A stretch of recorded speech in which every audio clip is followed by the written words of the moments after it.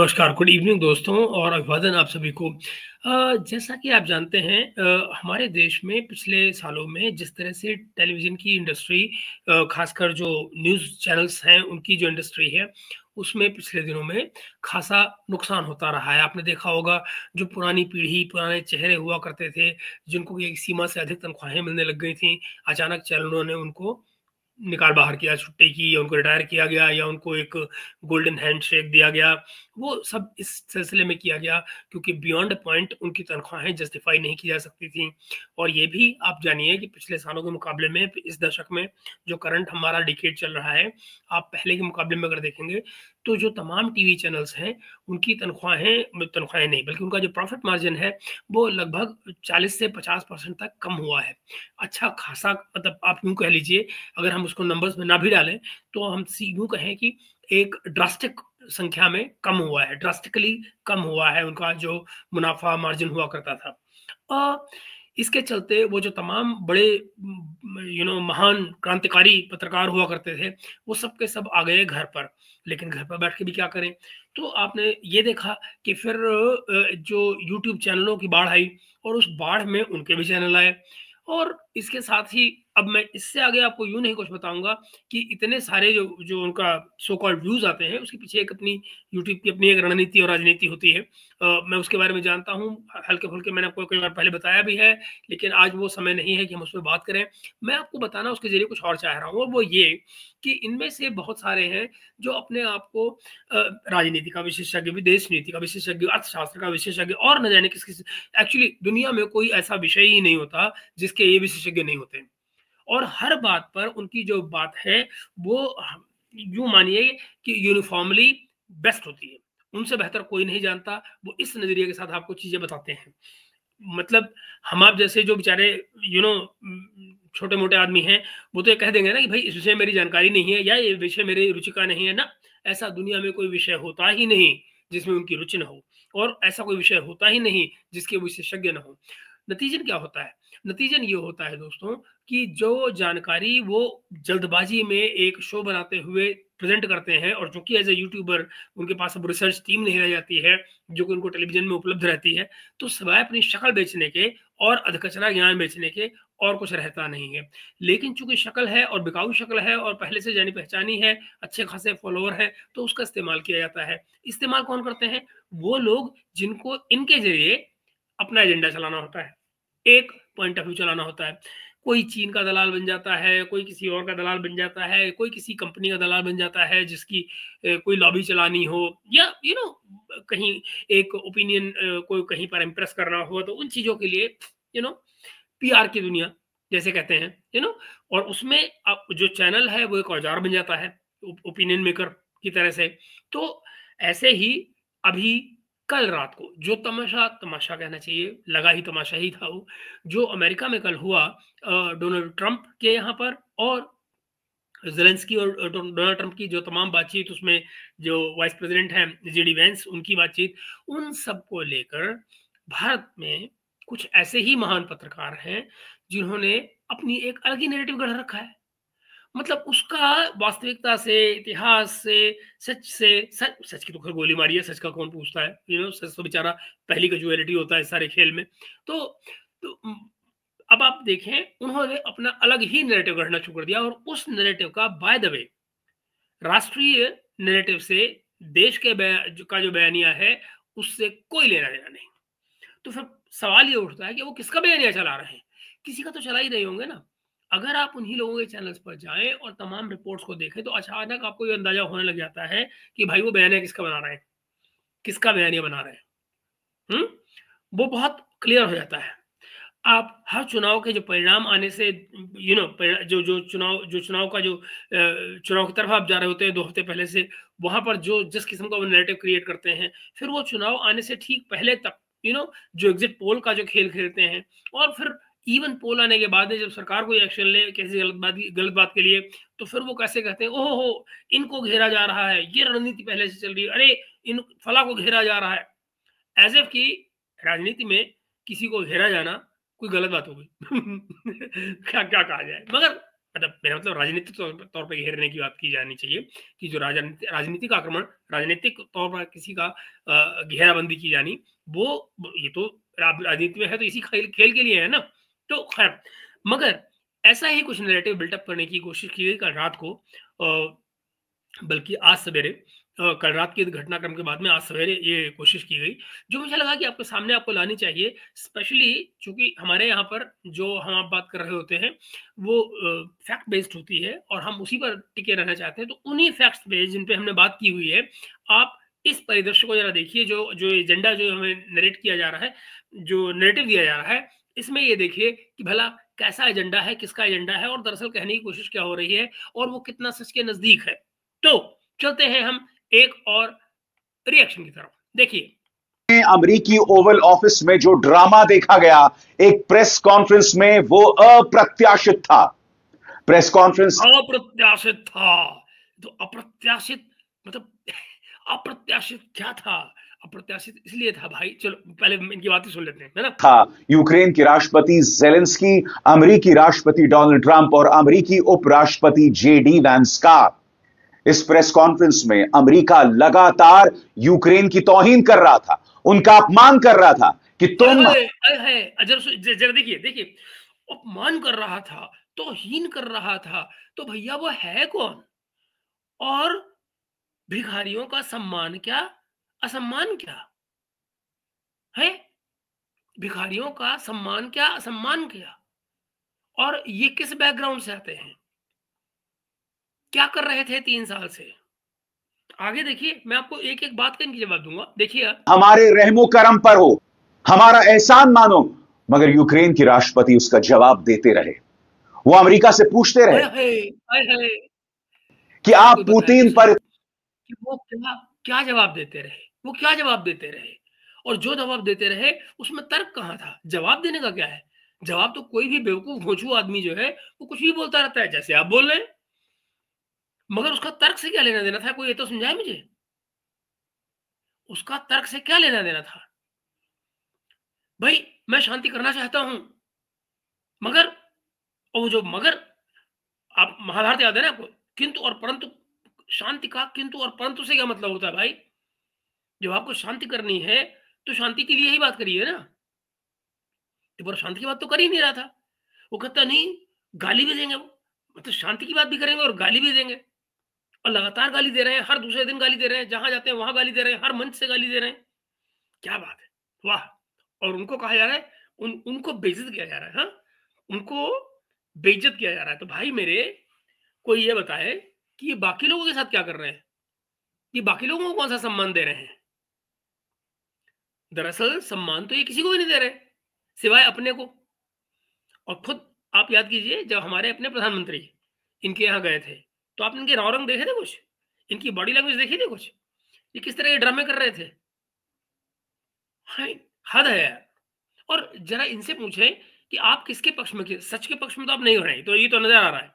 तो आप किसके पक्ष में खड़े हैं? ये सारी लड़ाई किसके लिए? बाय द वे, क्या आप जानते हैं कि इन पर पुलिस केस भी चल चुका है? ये पुलिस में गए थे चाइनीज़ फंडिंग के चक्कर में। ये भी एक बात है। सही-गलत मैं नहीं जानता, मैंने उस केस को फ़ॉलो नहीं किया है, पर बाकायदा इसको लेकर रिपोर्ट पड़ी हुई है। आगे देखें। इतने नर्म क्यों हैं? वो पुतिन जो हमारे देश को बर्बाद कर देना चाहता है, मगर अच्छा, वो देश तुम्हारे को कैसे बर्बाद कर रहा है भाई? आप उसके देश को बर्बाद करने की साजिश करें, तो क्या वो बैठकर देखता रहेगा? कल को पाकिस्तान अगर हमारे देश की तरफ आए, यानी कि इस लिहाज से अगर देखा जाए, तो जो कारगिल पर पाकिस्तान चढ़ाई करे, तो इनके मुताबिक हमें पाकिस्तान पर हमला नहीं करना चाहिए। भाई मेरे, वो जब तमाम नेटो को लेकर पिछले अपने तमाम एग्रीमेंट तोड़ते हुए नेटो के दरवाजे, उनके रशिया के दरवाजे पर जाएगा, तो वो क्या फूलों का हार लेकर बैठेंगे विशाल शर्मा जी? फिर वो क्या करेगा रशिया? मारेगा ही ना। क्योंकि ये तो एग्रीमेंट में तय हुआ था ना कि यहाँ पर कोई नहीं आएगा, बीच में बफर जोन रहेगा यूक्रेन का, नेटो वहाँ नहीं आएगा, राइट? कहाँ गया वो एग्रीमेंट? उसकी बात क्यों नहीं कर रहे हो? ट्रंप लगातार उनकी तौहीन करते रहे। ये तक कहते रहे कि तुम हमारा एहसान मानो, जबकि आप क्यों ना एहसान मानो भाई? क्यों ना एहसान मानो? क्यों ना एहसान मानो? पैसा नहीं खा रहा है वो? 350 बिलियन यूएस डॉलर वो ले चुका है, हथियार ले चुका है, F-16 ले चुका है, तमाम नेटो मुल्क उसको ये सारी सप्लाइयां दे रहे हैं, उसके अपने घर से क्या जा रहा है? और क्या आप ये बताएंगे कि उसने अब तक अपनी इस लड़ाई के दौरान में अपनी प्रॉपर्टी कितनी बढ़ाई है? जानते हैं दोस्तों, यूक्रेन को जो भी मदद मिली है वो हाँ, पिछले राष्ट्रपति बाइडेन ने उन्हें दी है। तो और बात बाइडेन क्या अपने बाप के घर से दी थी? वो मुल्क का पैसा था। जिस पैसे की वो बात कर रहा है ट्रंप, वो मुल्क का पैसा है, ट्रंप का पैसा नहीं है। समझ में आई बात? वहां पे राष्ट्रपति कौन था इससे कोई फर्क नहीं पड़ता है। जो पैसा दे रहा है वो मुल्क दे रहा है, कोई राष्ट्रपति नहीं दे रहा है। ये समझने में देर लगती है क्या एजेंडेबाज? यहां नहीं रुकी। पूर्व राष्ट्रपति जो बाइडेन को डोनाल्ड ट्रंप ने दुनिया के सामने इडियट, मूर्ख तक बता दिया, मगर इस तो वो क्या क्या कहता रहा है भाई इसको, है? वो क्या क्या कहता रहा है, आपने देखा? वो 4 साल में वो भी बोल कर गया है।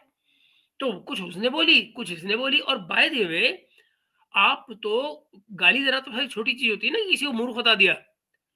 आप तो लगातार सुबह से शाम तक झूठ बोलते रहते हैं। वो नहीं देखा आपने? अभी आप यूएसएआईडी की फंडिंग को लेकर क्या कह रहे थे? राहुल गांधी को घेरा जा रहा है और ये बीजेपी प्लानिंग कर रही है, ये सब बोल रहे थे ना सब कुछ। अब तुम्हारे चचा ने बता दिया ना वहां से कि क्या हो रहा था, और ये फंडिंग आई थी और किस लिए आई थी, सब क्लियर हो गया ना। चैन मिला? आपने कोई प्रोग्राम किया? नहीं किया ना। बात करते हैं। प्रेस कॉन्फ्रेंस के 3 हिस्से में आपको दिखाना चाहूंगा। इस प्रेस कॉन्फ्रेंस में आप देखिएगा कि ट्रंप की दादागिरी का जवाब किस तरह से दिया जाता है। भाई मेरे, जो देता है उसकी बात को सुनना ही पड़ता है।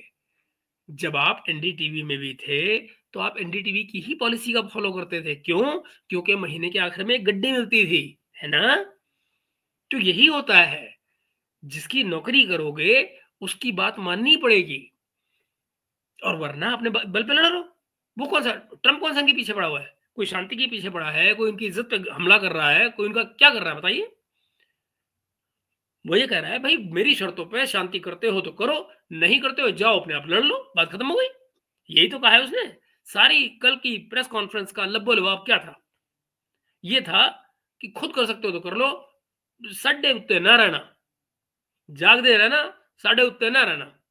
ये कहते हैं इसको पंजाबी च, है ना शर्मा जी? ऐसे होती है बात। यही कहा है ट्रंप ने कल।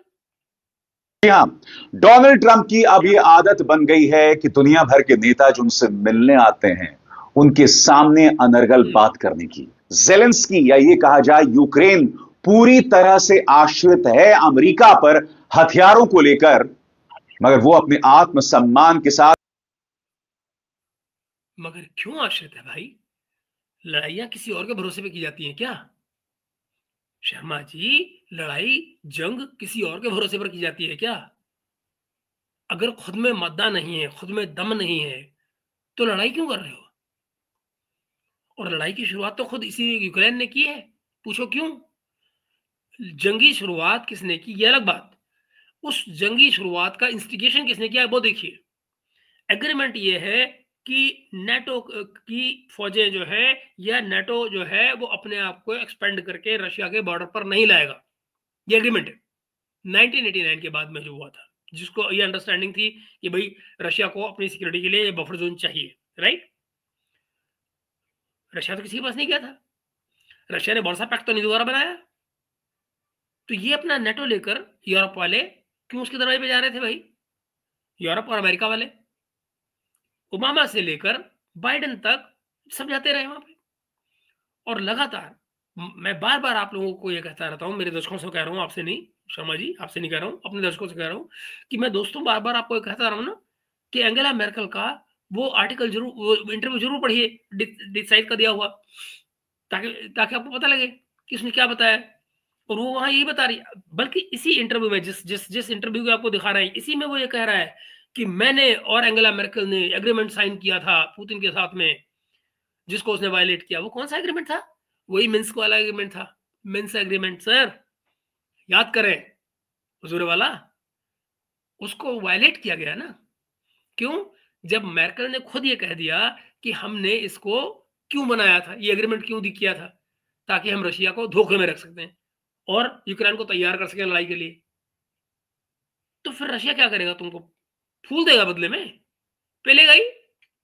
कोई समझौता नहीं कर सकते थे, क्योंकि दुनिया के सामने ट्रंप उन्हें जतलाने की कोशिश कर रहे थे कि तुम हमारे रहमो करम पर हो।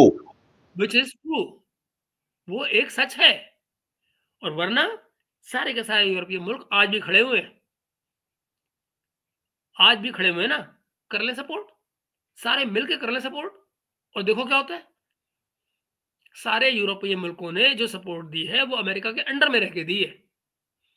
अब वो भी तो इनके रहमो करम पे आ गए। क्यों वो लोग जो कल तक कश्मीर की बात करते थे, मणिपुर की बातें कर रहे हैं, वो कल से भारत के चक्कर काट रहे हैं, मोदी जी के साथ प्रेस कॉन्फ्रेंस कर रहे हैं हैदराबाद हाउस में। क्यों? क्योंकि ट्रंप है। ट्रंप है तो मुमकिन है, समझ रहे हैं ना। ये है तो रहा दुनिया में, दुनिया का राजनीतिक परिदृश्य बदल रहा है मियाँ, समझ रहे हो। तो वहां जो ट्रंप कर रहा है, ये ट्रंप का ही प्रेशर था जो एलएसी में आपका एग्रीमेंट हो गया चाइना के साथ। समझ में आ रही बात? कोई झड़प नहीं हो रही ना चाइना के साथ। क्यों नहीं हो रही, कभी सोचा है? क्योंकि रेड सी से लेके साउथ चाइना सी तक अमेरिका का प्रेशर है। चाइना के लिए एक एडवर्सरी वहां दूसरा खड़ा हुआ है। चाइना और बॉर्डर्स नहीं खोलना चाहता, तो चाइना भारत का समझौता कर रहा है। समझ आ रही है बात? यूं चलती हैं बातें। ये राजनीति है, ये विदेश नीति है, फॉरेन पॉलिसी है ना। ये मंडल कमंडल नहीं हो रहा है यहाँ पे। बात करने चले दोस्तों, इसका जो पहला हिस्सा है ना, उस पर गौर कीजिएगा। ओके। इसके पहले हिस्से में आप देखिएगा, उपराष्ट्रपति जेडी वैंस एहसान जतलाते हैं जेलेंस्की के ऊपर कि कूटनीति ही एक रास्ता है, जिसके जवाब में जेलेंस्की कहते हैं कि क्या आप जानते हैं कि 2014 से पुतिन लगातार हमारे देश पर कब्जा कर रहा है। उसने ओए, ये पहला हिस्सा नहीं है, ये आखिरी हिस्सा है। ये बात जब कही है तो आखिरी के 10 मिनट थे। लास्ट इस तमाम प्रेस कॉन्फ्रेंस के आखिरी के 10 मिनट थे। 49 मिनट की प्रेस कॉन्फ्रेंस है शर्मा जी, जिसमें आखिरी के 10 मिनट में बातचीत हुई है। और उन 10 मिनटों की शुरुआत में, आखिरी के 10 मिनट की शुरुआत में कहीं ये बात कही गई है, बल्कि उससे भी बाद में 7-8 मिनट रह गए जब सारी बात कही गई है। आप जानते हैं इस बात को? और उसने क्या कहा है? अगर ये कहा है कि diplomacy is the only way, उसने क्या गलत कहा है? उसने कहा भाई इस जंग में अपने लोगों को क्यों मरवाना है? 5 लाख लोग और ऑलरेडी मर चुके हैं। क्या सही नहीं है? यूक्रेन को जंग में डाल के पूरी की पूरी यूक्रेनियन पब्लिक खत्म करानी है क्या? क्या आप जानते हैं शर्मा जी, यूक्रेन में इस समय फौजी नहीं मिल रहे हैं, लड़ने के लिए फौज की कमी है। अडल्ट बच्चे नहीं हो रहे हैं जिनको फौज में झोंका जा रहा है, और आप चीख चीख के अपनी व्यूज कमा रहे हैं बेशर्मी के साथ में। कम से कम कुछ तो सोचिए कि आप कर क्या रहे हैं। कई लोगों को मार दिया, युद्ध विराम होने के बावजूद वो युद्ध विराम का उल्लंघन करते रहे। वो युद्ध विराम था ही नहीं प्यारे, वो युद्ध विराम था ही नहीं। काहे इतना मुंह फाड़ रहे हो? मिन्स एग्रीमेंट युद्ध विराम था ही नहीं, ये खुद मिन्स एग्रीमेंट साइन करने वालों ने कह दिया। भाई तुम फालतू में परेशान हुए जा रहे हो। मैं बार बार तुमको कहता रहा हूं, पढ़ो पढ़ो। आजकल गूगल ट्रांसलेट भी तो है। डिसाइड में मेर्केल का इंटरव्यू पढ़ो, 2 साल पहले कह चुकी है वो कि हमने क्यों किया था मिन्स एग्रीमेंट। रशिया कहीं से गलत नहीं बचा है। ये इस लड़ाई में जो लोगों का रुख पलटा है, वो इसलिए पलटा है क्योंकि दुनिया ने ये जान लिया कि दरअसल हुआ क्या था रशिया के साथ। उसके साथ खुद भी धोखा किया गया है, और तमाम नेटो ने उसके साथ धोखा किया है। तो बदले में तो वो आएगा ही ना उन लोगों को मारने जो उसके कब्जे में है। और आपको मालूम नहीं है क्या कि उसके आसपास का जो बॉर्डर है यूक्रेन और रशिया का, वहां पे रशियन बोलने वाली पॉपुलेशन रहती है। और वो क्यों ना बाय द वे अपनी सिक्योरिटी के लिए वो बफर जोन क्रिएट करे, जिसकी उसने शुरू से मांग कर रखी है। वो भी तो एक एग्रीमेंट का पार्ट था, उस एग्रीमेंट की बात नहीं कर रहे। इसके जवाब में जेडी वैंस उनसे कहते हैं कि आप अमेरिकी प्रेस के सामने हमारी बेइज्जती नहीं कर सकते हैं। फिर आप देख, बेइज्जती नहीं कहा उसने, कहा आप तमाशा खड़ा कर रहे हैं, बेइज्जती नहीं कहा उसने। उसने कहा आप अमेरिकन प्रेस के सामने ये खड़ा होकर जो थिएटर खड़ा कर रहे हैं, इसकी जरूरत नहीं थी। वो जानते हैं बात क्यों कर रहा है वो इसलिए कह रहा है क्योंकि ये बिन बुलाए मेहमान है, इनको बुलाया ही नहीं गया है। ये इंसिस्ट करके जिद करके आए हैं अमेरिका वरना जिस एग्रीमेंट को अमेरिका ऑफर कर रहा था वो एग्रीमेंट तो वो 5 दिन पहले ऑफर वहां साइन कर सकते थे अपने घर बैठे बैठे जेलेंस्की। वो जबरदस्ती यहाँ आए हैं ट्रंप के सामने बैठ कर बातें करने के लिए, ये तमाशा करने के लिए। और वो जो जेडी वैंस जो बात कह रहे हैं वो यही कह रहे हैं कि आपको इस ड्रामे की जरूरत क्या थी, जब आपको एग्रीमेंट ही नहीं करना है तो अपने घर बैठते भाई, काय के लिए आए हो इस तमाशे के लिए। जब आप ये कह रहे हो मुझे पहली सिक्योरिटी गारंटी सारी ला के दो, तो अपने घर बैठो यार, जब सिक्योरिटी गारंटी हो जाए उसके बाद ही आओ, अभी आए किस लिए हो। उसने एक और झूठ बोला है कि हमने मिनरल्स का एग्रीमेंट करना साइन करना एक्सेप्ट कर लिया है। हुआ क्या agreement, mineral agreement sign sign. ये एक नंबर का मक्कार झूठा आदमी है जेलेंस्की। देखिएगा ट्रंप किस तरह से बौखला जाते हैं जेलेंस्की पे, कहते हैं कि तुम्हें पत्ते रखने का कोई अधिकार नहीं है, तुम्हारी नीतियों के चलते विश्व युद्ध 3 यानी वर्ल्ड वॉर 3 शुरू हो सकता था। कब कहा कि आपको पत्ते रखने का अधिकार नहीं है? पूरा इंटरव्यू पढ़ के एक सेंटेंस दिखा दो इसका लिखा कहा हुआ ट्रंप का इस तरह का, जहां पर उसने बात कही हो। उसने कहा you don't have any cards, ये अंग्रेजी में मुहावरा होता है। That means you don't have options, you don't have options मतलब होता है इसका। तुम्हारी तरह से जेलेंस्की ने भी यही समझा, तो उसने कहा कि I have not come here to play cards, you are playing cards. और तब उसने उसको जुए से जोड़ा है कि आप मिलियंस ऑफ पीपल की जिंदगी के साथ गैम्बल कर रहे हैं, आप थर्ड वर्ल्ड वॉर से गैम्बल कर रहे हैं। वो क्या गलत कह रहा है भाई? आपके ही वो तमाम टीवी चैनल जहां पे आप नौकरी कर करके छोड़ छाड़ के आए हैं, वो पिछले 2 सालों में रोज लाइव चलाते रहे सारे सारे दिन का, तीसरा विश्व शुरू होने वाला है, तीसरा विश्व शुरू होने वाला है। क्यों कर रहे थे भाई? वो भी जैसे आप व्यूज कमा रहे हैं, वो भी यही कह कि व्यूज कमा रहे थे, थर्ड वर्ल्ड वॉर शुरू होने वाला है। क्यों कर रहे थे वो इसीलिए कर रहे थे क्योंकि दुनिया बट रही थी इस सारे प्रोसेस में। जिस तरह से अमेरिका के पीछे पीछे जाकर नेटो कंट्रीज को इनके पीछे लगना पड़ा है, उसी तरह से सारा यूरोप डिवाइड जो हुआ, उसी तरह से दुनिया डिवाइड हो रही थी। जो लोग अमेरिका के से जुड़े हुए लोग हैं, अमेरिका के पक्ष में लड़ते रहे, वो अमेरिका की बात मान के वहां खड़े हो जाते हैं जाकर। तो दुनिया इस तरह से डिवाइड हो रही थी, जिसकी वजह से विश्व युद्ध का खतरा था, ये बात कही जा रही थी। और क्या आप नहीं जानते हैं कि रशिया के पास न्यूक्लियर बॉम्ब्स हैं? पाकिस्तान से कोई बात हो जाए तुम्हारी जान निकल जाती है, न्यूक्लियर बॉम्ब का नाम लेने लग जाते हो। रशिया के पास जो बॉम्ब है उनका क्या, तब नहीं होश आया तुमको? आज मैं आपसे एक सवाल पूछना चाहता हूं, यह युद्ध शुरू कैसे हुआ? हाँ, हमलावर कौन था, रूस या यूक्रेन? पूरी दुनिया जानती। ओ रियली, ओ रियली, पूरी दुनिया जो जानती है वो आप नहीं जानते जनाब। युद्ध वो नहीं होता है जो शुरू किया जाता है किसी ने किस पे हमला कर दिया। पाकिस्तान यही कहता है कि 1971 में भारत ने हम पे हमला किया, समझ रहे हो ना? लेकिन सच्चाई क्या है कि हमारे यहाँ अड्डों पे हमला हुआ था, याद है? इनफैक्ट नॉर्थ ईस्ट के और भी बहुत सारे इलाकों में उससे पहले हमले हो रहे थे, अगर आप मिलिट्री हिस्ट्री पढ़ते हो तो। वो जो लड़ाई शुरू हुई थी दिसंबर में, उससे पहले नॉर्थ ईस्ट के इलाकों में जहां पे शरणार्थी रह रहे थे वहां बमबारियां हो रही थी, बीच बीच में रशियन पाकिस्तानी प्लेन्स आया करते थे। तो इंस्टिगेशन को ही माना जाता है कि लड़ाई किसने शुरू की। लड़ाई वो शुरू कर रहा होता है एक्चुअल में जो इंस्टिगेट करता है लड़ाई को, और वो यूक्रेन ने की, क्योंकि वो नाटो को रूस के दरवाजे पर ले आया, खुद नाटो में शामिल होने की बात करने लग गया, जो कि कभी भी एग्रीमेंट में नहीं था। समझ में आ रही बात? तो अब बताओ किसने किसने किसने किसने शुरू किया जंग को? बातें बना रहे हैं है कि हमला रूस ने किया, और आज से नहीं 2014 से रूस लगातार हमलावर कार्रवाई कर रहा है। रूस ने पहले 15 दिन के अंदर में उस एरिया पर जिसको वो क्लेम कर रहा था अपना कब्जा कर लिया था। ठीक, बात वहां रुक गई थी ना। उसके बाद उस लड़ाई को आगे किसने बढ़ाया? यूक्रेन ने। उस जमीन पर अगर वो यूएन गया होता या कोई और उसने रास्ता अपनाया होता, नेगोशिएट किया होता रशिया से, नेगोशिएट किया उसने? कभी कभी नहीं किया।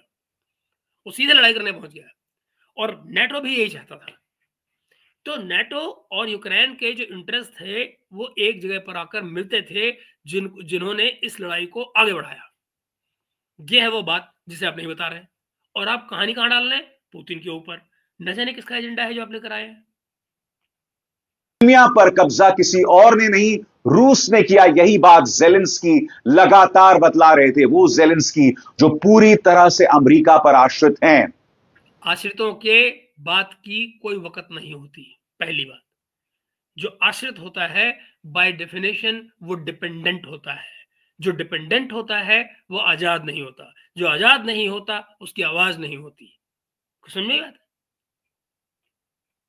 इस प्रेस कॉन्फ्रेंस के पहले हिस्से में देखिएगा किस तरह से ट्रंप उन्हें धमकाते हैं, मगर जेलेंस्की उन्हें आईना दिखा रहे हैं। वो कह रहे हैं कि जिस पुतिन के प्रति आपने नर्म रवैया अपनाया है, उसने बार बार युद्ध विराम का उल्लंघन किया और आप उस पर खामोश बने रहे। देखिए जेलेंस्की एक दादा का जवाब किस तरह से देते हैं। With both of them, you'd never have a deal. You want me to say really terrible things about Putin and then say, "Hi, Vladimir, how are we doing on the deal?" That doesn't work that way. I'm not... शर्म करो, वो क्या कह रहा है? वो क्या कह रहा है? ये आप क्या लिख रहे हैं? ट्रम्प जेलेंस्की अच्छा ट्रम्प कह रहे हैं, हाँ तो बिल्कुल ठीक बात है ना। तो गलत क्या कह रहा है वो? घृणा तो उसमें भरी हुई है। म्यूनिख सिक्योरिटी कॉन्फ्रेंस से लेकर और यहां तक और इससे पहले से वो जो भाषा इस्तेमाल कर रहा है पुतिन की बड़ी अच्छी है। अगर आप शांति समझौते के लिए जा रहे हैं तो क्या आप अपनी जबान को सीधा नहीं रखेंगे? शांति की भाषा बोलेंगे ना। आप ये तो नहीं आक्रांता की भाषा बोलकर आप शांति करेंगे, हो नहीं सकता ना। और दूसरी बात ये गलत क्या कह रहा है ट्रम्प? वो यही तो कह रहा है कि भाई ये कैसे हो सकता है कि आप उसके साथ घृणा भी दिखाओ, उसको गाली भी दो और फिर कहो हाँ भाई पुतिन आओ शांति की बात करते हैं। कैसे कर लेगा भाई वो कह रहा है it doesn't work that way. यही तो कह रहा है वो, ठीक तो कह रहा है। Aligned with Putin. I'm not aligned with anybody. I'm aligned with the United States of America and for the good of the world. I'm aligned with the world and I want to get this thing over with. You see the hatred he's got for Putin. It's very tough for me to make a deal with that kind of hate. He's got tremendous. क्या गलत कह रहा है वो? बिल्कुल ठीक कह रहा है वो। Trump is absolutely right when he says कि भाई the kind of hatred you have, it's very difficult for me to make a deal. बात खत्म हो गई। If you don't like it, आपको यही भाषा इस्तेमाल करनी है, यही बातें बोलनी है तो जाओ और लड़ाई लड़ो। यही तो कह रहा है। ट्रंप ने क्या कहा है? वो आश्रित है, मतलब ये मजबूरी भी अमेरिका की हो और वो नैरेटिव भी, मतलब बात भी इन्हीं की माने, मदद भी इनकी करे, नुकसान भी अपना करे, बदले में कुछ मांगे भी नहीं। वाओ वाओ क्या बात है। यूक्रेन को किसी ने कहा था कि आप अमेरिका पर डिपेंडेंट हो जाओ? नहीं कहा था ना। क्यों है आप डिपेंडेंट? और जब आपकी हैसियत नहीं है तो काहे को लड़ने के लिए कूद पड़े? फिर तो जिस एरिया पर रशिया ने पहले 2 हफ्ते में अपना कब्जा किया था, आप उसको छुड़ाने की नेगोशिएशन करते हैं ना दुनिया से, दुनिया के साथ मिलकर। आप तो वहां जंग करने पहुंच गए। क्यों पहुंचे जंग करने भाई? और जंग करने पहुंचे हो तो फिर जंग करो, फिर क्या है? और आपको क्या लगता है यूरोप और अमेरिका आपको कब तक मदद देते रहेंगे मुफ्त की? और ये भी देखिए कि अल्टीमेटली वापसी का रास्ता तो कोई लेगा ना। अगर यूरोप ने आपको पैसे दिए हैं तो वो भी कर्जे में ही गिन रहे हैं ना, उसको कोई मुफ्त में तो नहीं दिया उन्होंने। और आपने देखा नहीं, वही यूरोप जिसकी तुम यहाँ गाने गा रहे हो सारी प्रेस कॉन्फ्रेंस में, और अभिषेक शर्मा नाम नहीं ले रहे उसका, वो ये कि मैक्रोन ने जैसे ही सुना कि भाई डील हो रही है मिनरल्स की, उसने कहा मैं भी आ जाता हूँ अमेरिका के साथ। उसने तुरंत अमेरिका को कहा कि you know I am also coming with you mineral वाली डील में। और आपको क्या लगता है ये सारी की सारी दुनिया सेल्फ इंटरेस्ट के लिए अगर ना हो अभिषेक शर्मा जी, तो कल रात को ही इस तमाम घटनाक्रम के बाद जिसकी आप यहाँ पे हल्ला मचा रहे हैं इतना लेकर, रशिया ने $75 ट्रिलियन की माइनिंग का एरिया खोल दिया है अमेरिका के लिए। क्या भैया तुमको यही तो चाहिए? रेयर अर्थ मिनरल चाहिए, हमारे से ले आओ, खरीद लो यहाँ से, आओ ले, कोई दिक्कत नहीं। अब आप मुझे बताइए रशिया को क्यों देगा कुछ भी? यूक्रेन को अमेरिका कुछ भी क्यों देगा जब उससे कहीं ज्यादा माल उसको रशिया से मिलने के लिए तैयार हो रहा है? एंड अल्टीमेटली फॉरेन पॉलिसी क्या होती है? Foreign policy is extension of your domestic policy. You work for the interest of your own country. मैं आपकी बात नहीं कर रहा हूं, आप तो न जाने किसके इंटरेस्ट में काम कर रहे हैं। कंट्री के इंटरेस्ट में तो बिल्कुल नहीं, मगर जो अमेरिका काम कर रहा है वो तो अपने कंट्री के इंटरेस्ट में कर रहा है। Zelensky should have worked for his own country's interest. So basically what you're doing is following an agenda that nobody knows belongs to who. This hatred. And I understand that, but I can tell you the other side isn't exactly in love with, him either. So It's not a question of alignment. I'm aligned with the world. I want to get the thing set. I'm aligned with Europe. I want to see if we can get this thing done. You want me to be tough? I could be tougher than any human being you've ever seen. I'd be so tough.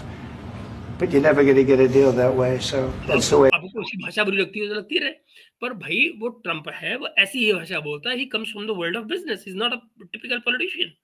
He's different. हर एक individual अपने आप में अलग होता है, different होता है. आपकी तरह का नहीं होता. खत्म बात. आप भी तो अपने आप में अलग है. बाकी दुनिया के लोग आपकी तरह कहाँ होते हैं, है नहीं? तो ऐसे ही आपको दुनिया के बाकी लोगों को भी एक्सेप्ट करना चाहिए एज यूनिक, कि वो अपने आप में यूनिक है. वो जैसी भाषा बोलते हैं, जैसा लॉजिक लेकर आते हैं, जैसी अपनी रणनीति लेकर आते हैं, वो उसके साथ चल रहे हैं. किसको अच्छा लगता है, किसको बुरा लगता है, उससे क्या फर्क पड़ता है? इधर यू कैन टेक इट और लीव इट. बात खत्म. चॉइस तो ज़ेलेंस्की के पास ही है ना. आज भी वो आश्रित हैं. ये मजबूरी अमेरिका की कैसे हो सकती है? One more question. I will respond to this. So look, for 4 years in the United States of America, we had a president who stood up at press conferences and talked tough about Vladimir Putin, and then Putin invaded Ukraine and destroyed a significant chunk of the country. The path to peace and the path to prosperity is maybe engaging in diplomacy. अब क्या गलत कह रहा है भाई वो? अगर ये गलत कह रहा है तो फिर तो भैया सारी की सारी महाभारत में भगवान कृष्ण का काफी गलत है. वो यही कह रहा है कि इतनी सारी 4 साल से मारकाट चल रही है. ताल ठोकने के लिए बाइडेन इतनी ताली ठोकता रहा कि मैं ये कर दूंगा, मैं वो कर दूंगा, पुतिन गलत तो फलाना गलत तो ये गलत, और सारी के सारे पैसे भी देते रहे, सब कुछ बर्बादियां होती रही. मगर उससे निकला क्या? आज तक कुछ निकला है क्या? आज अगले 2 साल और लड़ते रहिए, यूक्रेन वैसे ही खत्म हो जाएगा. बंदा नहीं बचेगा यूक्रेन में, अभिषेक शर्मा जी. तो फिर जो पॉपुलेशन बची है उसको बचाने की बात की जाएगी ना. और उसमें देखना ये पड़ेगा कि दोनों तरफ के लोग कहाँ बीच में आकर रुकते हैं. डील तो तभी होगी ना. अब ये कैसा होता है कि आप गाली भी दो और डील भी कर लो? ये तो नहीं होता ना. This is Trump is saying कि भाई कम से कम अपने मन से घृणा निकालो, और जो आपको डिप्लोमेटिकली चीजें डील करनी है, जो जेडी वैंस कह रहे हैं कि भाई डिप्लोमेटिकली चीजों को डील करो, और अल्टीमेटली यही तरीका होता है. यही बात मोदी जी ने कही थी वहां जाके, उसको वो तब भी इसको समझ में नहीं आई थी. अब तो चाइना की भी बात कर रहा है कि चाइना चाहे तो, चूंकि रशिया डिपेंडेंट है चाइना पे, तो चाइना के एक फोन कॉल पर लड़ाई बंद हो सकती है. आप जानते हैं ना, ये भी बातें चल रही हैं. खैर, We tried the pathway of Joe Biden of thumping our chest and pretending that the President of the United States' words mattered more than the President of the United States' actions. What makes America a good country is America engaging in diplomacy. That's what President Trump is doing. Can I ask you? Absolutely. अब देखिए ये अपनी कहानियां सुना रहा है 2014 वाली, जिसका जिक्र ये अभिषेक शर्मा जी कर रहे हैं कि वो 2014 में कैसे अंदर आ गया. 2014 से पहले वो क्या कर रहे थे ये ज़ेलेंस्की साहब, ये कोई नहीं बात कर रहा है. 14 में रशिया ने क्रीमिया पे अटैक किया, समझाती बात. 2014 से पहले आप क्या कर रहे थे ये तो बताइए. यूक्रेन क्या कर रहा था, नेटो क्या कर रहा था? That is the question. That's the question that nobody is asking, because जो सबके लिए अनकंफर्टेबल है. ये वो सवाल है. देखिए जरा, ये अपनी राम कहानी भी शुरू कर देगा. Sure. Yeah. Okay. So he occupied our parts, big parts of Ukraine, parts of East and Crimea. So he occupied it on 2014. So during a lot of years, so I'm not speaking about just Biden, but those time was Obama, then President Obama, then President Trump, then President Biden, now President Trump, and God bless, now President Trump will stop him. But देखिएगा, मुझे मालूम नहीं है कि अभिषेक शर्मा कुछ बोलेंगे नहीं बोलेंगे, लेकिन ये लिटरली धमकी दे रहा है या बद्दुआ दे रहा है एक देश में बैठकर, जिस राष्ट्रपति के सामने बैठकर, उसकी ओवल ऑफिस में बैठकर, और बद्दुआ क्या दे रहा है कि समुद्र का तुम्हें बड़ा घमंड है ना, लेकिन ये भी नहीं रहेगा. वो बेसिकली यही कह रहा है. हिंदी में इसको यही कहेंगे कि तुम्हें बड़ा घमंड रहना है, तुम्हारा बड़ा घमंड है कि तुम्हारे बीच में समुद्र है, ये भी हमेशा नहीं रहेगा, इसमें भी तुमको खतरा आएगा इससे. जरा देखिए. During 2014, nobody stopped him. He just occupied and took. He killed people. You know what the contact 2015. 2014. 2014 and 2015. 2014. Yeah. So I was not here. Yeah, but That's exactly right. Yes, but during 2014 till 2022, Yeah, the situation the same. That people are been dying on the contact line. Nobody stopped him. लोग क्यों मर रहे थे? लोग इसलिए मर रहे थे क्योंकि आप जंग कर रहे थे। आप जंग क्यों कर रहे थे? क्योंकि आपके पीछे नाटो और अमेरिका की सपोर्ट थी। वो आप उनके हाथों में खेल रहे थे। आपको लग रहा था कि मुझे जरूरत पड़ी, मेरी फौजें मरेंगी तो इनकी फौजें आ जाएंगी लड़ने के लिए। आप इस उम्मीद पे जिंदा थे। मगर क्यों आएंगी उनकी फौजें लड़ने भाई? क्यों उनकी फौजें मरने आएंगी? उन्होंने आपको पैसा देना था, उन्होंने आपको हथियार देना था, दोनों उन्होंने आपको दिए। आप लड़ाई फिर भी नहीं जीत सके रशिया से। खत्म। You know that we had conversations with him, a lot of conversation, my bilateral conversation, and we signed with him, me, like a new president, in 2019, I signed with him the deal. I signed with him, Macron and Merkel. सुना मैं? I signed with Macron and Merkel. और उसी miracle ने बाद में ये बताया कि ये डील क्यों कराई गई थी। ये उसी मिन्स्क एग्रीमेंट का, जिसका ये नाम नहीं ले रहे हैं, जिस एग्रीमेंट की बात कर रहे हैं, मिन्स्क एग्रीमेंट है। तो ये वही बात तो आ रही है।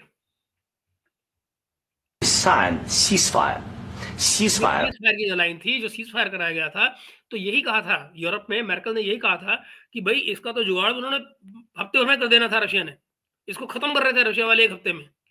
तो हमने इसको बचाने के लिए कि भाई समहाउ अभी एक सीज फायर करवा दो और फिर इसको इतना तैयार करो कि ये बराबरी में जाकर रशिया से लड़ाई कर पाए। तो वो तैयारी कराई गई तब जब 2014 में जो के बाद में जो इनका मिन्स्क का समझौता हुआ था, और बाद में भी जो 3 साल पहले लड़ाई दोबारा शुरू हुई है। All of them told me that he will never go. We signed him with gas contract.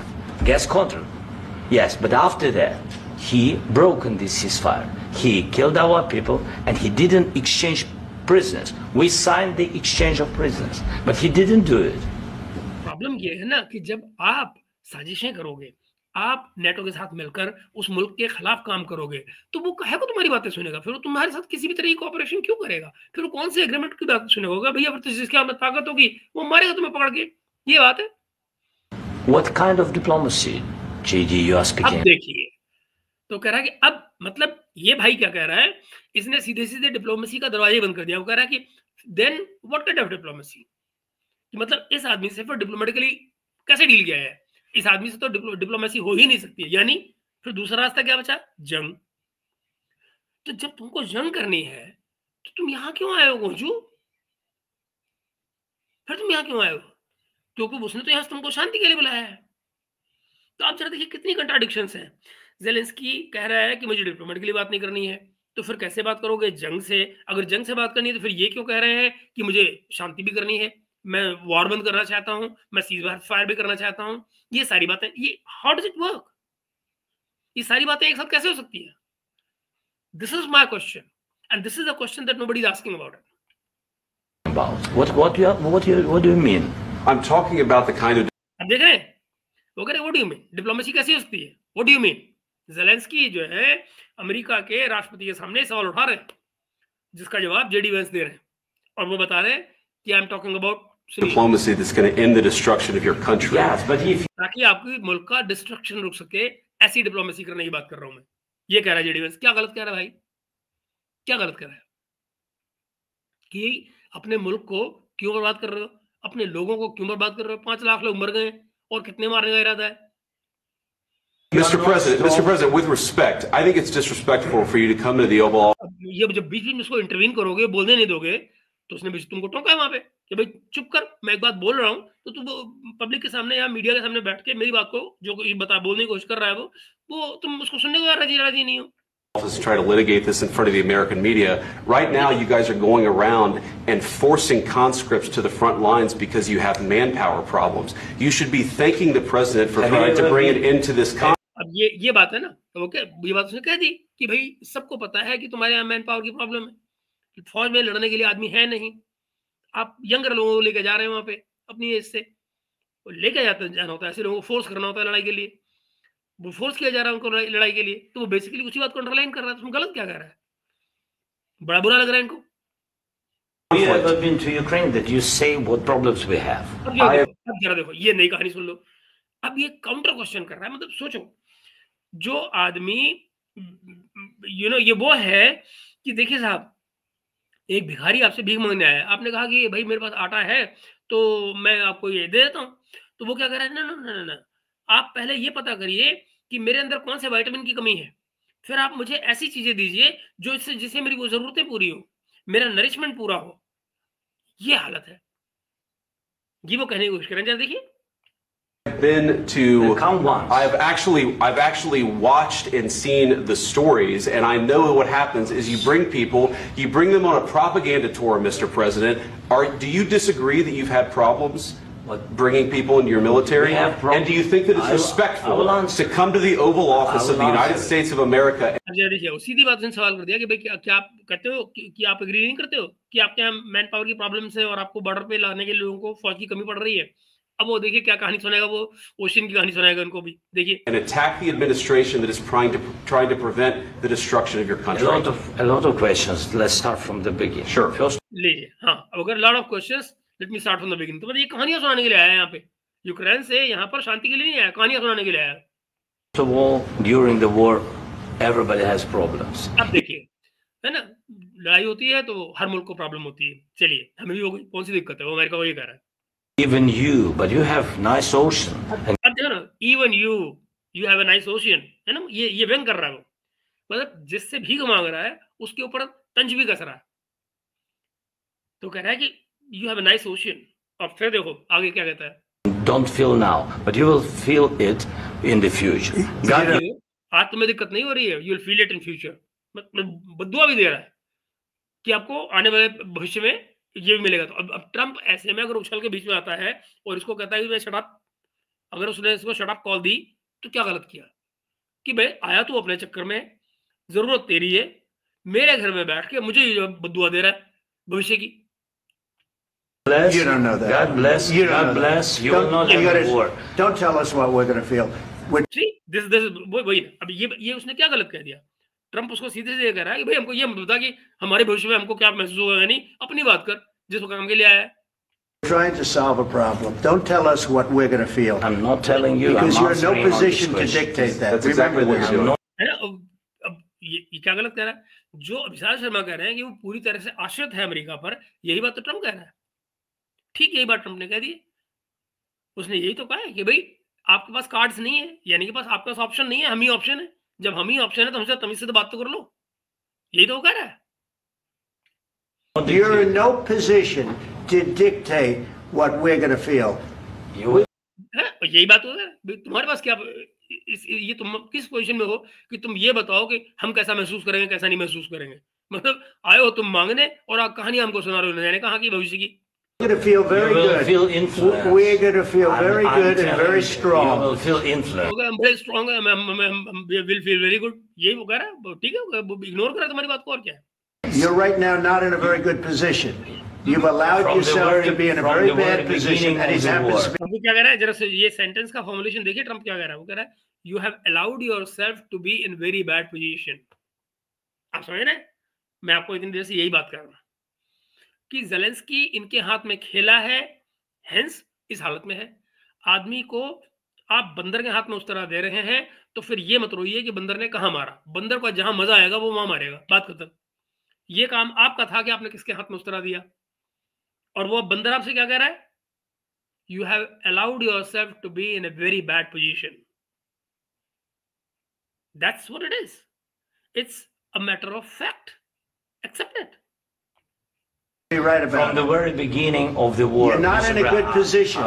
You don't have the. अभी आपने राष्ट्रपति को ऐसे बोलते देखा है, मतलब अमेरिका का राष्ट्रपति आपके सामने बैठा बोल रहा है और ये बदले में पैं किए जा रहे हैं, मतलब उसको बोलने ही नहीं दे रहे हैं, और उसको ये कह रहे हैं दादागिरी ऐसे से ऐसे लड़ा जाता है। ये अभिषेक शर्मा जी कह रहे हैं, मतलब ये कौन सी सभ्य भाषा है, ये कौन सा सभ्य तरीका है। क्या दो डिसेंट लोग इस तरह बात करते हैं कि कुत्ते बिल्ली की तरह से चापा करने लग जाए। अगर वो आपको अपनी बात कह रहा है, आपने अपनी बात कह ली है इतनी देर में, उसको उसकी बात सुन भी तो लीजिए ना, आप इंटरवीन करते जाएंगे बीच में। Cards right now. With us, you start having not playing cards. cards. Right now, you don't. I'm Yeah, very you're playing serious, cards. Mr. President. You're Right now you're playing cards. So I'm not playing cards. You are right now you're playing cards. फिर आगे देखिए। I'm playing very cards. serious. You're gambling I'm the with the president lives in of war. millions फिर कह रहा है, you're gambling with lives of millions. of people. You think- You're gambling with World War What do you III. think? You're वो बात जिसका ये अभिषेक शर्मा जी कह रहे थे, अब वो क्या गलत कह रहा है। वो यही तो कह रहा है कि भाई अगर आप शांति नहीं कर रहे हैं तो आप लाखों लोगों की जिंदगी के साथ खेल रहे हैं और वर्ल्ड वॉर 3 के साथ में खेल रहे हैं, दुनिया बट रही है और सामने वाला मुल्क उसके पास न्यूक्लियर वेपन्स हैं, आप ऐसे कैसे कर सकते हैं? जहाँ तक टेरिटरी की बात है, देखो ये बात करो आपस में बैठ के और करो। और वो बात मजे की बात क्या है, टेरिटरी की बात को लेकर खुद यूक्रेन ये कह रहा है कि भाई हो सकता है कि हम अभी टेरिटरी नहीं ले पाएंगे, लेकिन हम इसको भविष्य के लिए पेंडिंग रखेंगे, रशिया से बात करते रहेंगे। ठीक है, ये वैसी है जैसे चाइना जो है वो डिफरेंट मुल्कों में अपनी अपनी टेरिटरी क्लेम करता है और बोलता रहता है बीच में, ओए ये हिमाचल प्रदेश में ये मत करो, ये मेरा नाम है, लो मैंने आगे नाम बदल दिए। ये ड्रामे चलते रहते हैं मुल्कों में। ठीक है, Gambling with World War III. And what you're doing is very disrespectful to the country, this country, that's backed you far more than a lot of people. आप देख रहे हैं कॉन्स्टेंटली वो बोले जा रहा, रुक नहीं रहा, और इसको प्रशंसा मिल रही है विजय शर्मा जैसे लोगों की, ये कह के कि ये दादागिरी का मुकाबला कर रहा है। मतलब इस तरह से दादागिरी का मुकाबला होता है, बिना तर्क के, बिना डिसेंसी के, बिना सभ्यता के, बिना शाब्दिक किसी किसी ढंग की बात को किए हुए, यूं ही आपको लग रहा है दादा। मतलब ये वही है कि मैं आपको क्या बताऊं, जैसे वो एक पंजाबी में एक वो नहीं होता है चौधरी, कि वो चौधरी के पास जाता है एक आदमी, उसने कहा कि चौधरी साहब, वो बड़ा गरीब मजदूर सा होता है कोई, उसने कहा जी मेरे लड़के को आपकी बेटी से शादी करनी। चौधरी को आया गुस्सा, उसने उसका पकड़ के उसको 4-6 हाथ लगाए, गिर पड़ा, पिटा के, फिर वो मरते मरते वगैरह, चौधरी साहब तो फिर मैं नहीं समझा, वो हालत है। तो मतलब मरे पड़े हुए हो तो फिर भी नखरे नहीं जा रहे, तो क्या कहा जाए। तो मित्रों, मैं आपको दरअसल ये सीन यहाँ तक इसलिए लाना चाह रहा था क्योंकि यहाँ का ये रेफरेंस आया था, और बाकी चूंकि प्रोग्राम में लंबा नहीं करना चाह रहा हूँ, ना ही मेरा ये इरादा है कि इनके पूरे प्रोग्राम पर इस तरह से बात की जाए, पर मैं आपको इनका जो एजेंडा है वो समझाने की कोशिश कर रहा था कि आप जरा देखिए कि ये न तो नेशनल एजेंडा है, न ही भारत का एजेंडा है, न ही अमेरिका का एजेंडा है, न ही किसी और का एजेंडा है, और एक ऐसे मुल्क की बात की जा रही है, उसकी प्रशंसा की जा रही है जिसका दरअसल पूरे फंसाने में कहीं कोई जिक्र ही नहीं हो रहा है, पूरे फंसाने में कहीं कोई जिक्र ही नहीं हो रहा है। और ये सब के सब एक साथ मिले रहे हैं एक समय पर रशिया के खिलाफ साजिश करने में। ये एक हिस्टोरिकल फैक्ट है, ये मैं आपको बता चुका हूं, दिखा चुका हूं, समझा चुका हूं, साबित कर चुका हूं। तो अब मुझे बताएं कि फिर इस एजेंडे को इस किस्म के जो पत्रकार हैं वो भला किसके लिए चला रहे हैं और क्यों चला रहे हैं।